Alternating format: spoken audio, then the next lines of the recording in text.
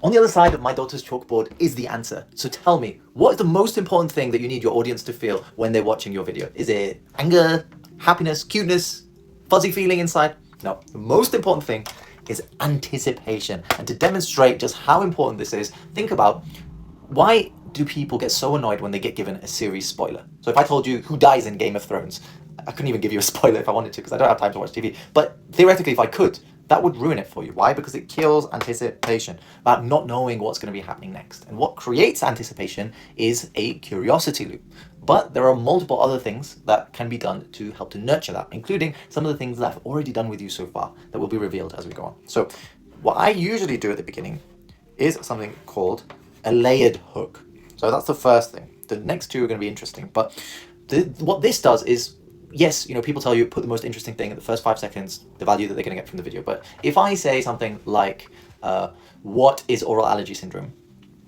And then I answer it straight afterwards, then what am I going to talk about for the other 40 seconds of the video? There won't be much anticipation led onto that point. And when looking at my metrics, I notice that as soon as I close that curiosity loop, then I lose my audience. But if you layer that, so if I say, what is oral allergy syndrome and is there a way around it? Then technically, once I close that first loop, then there will still be a second one there waiting.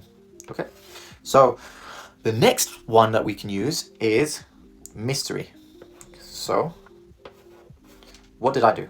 I told you at the start of this that the answer was on the other side of the chalkboard, but you didn't even know what the question was, and yet you're still here watching because you needed to know what was on that other side. And as soon as I closed this, then I opened another one.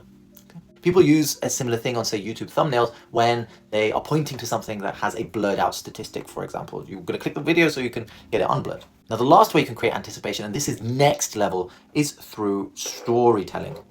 Now, this does it in such an unintentional way that the audience probably doesn't even know that you're doing it in the first place. And it's when you create something in your storyline that has an uncertainty that you will then go on to answer, but not necessarily alluding to that uncertainty. And the kind of thing that I'm talking about here is, say, an Easter egg. So some series, for example, have used this to have audience members be looking at various parts of the screen, rewatching their series to notice, is there anything there that's unusual? So that is advanced level stuff.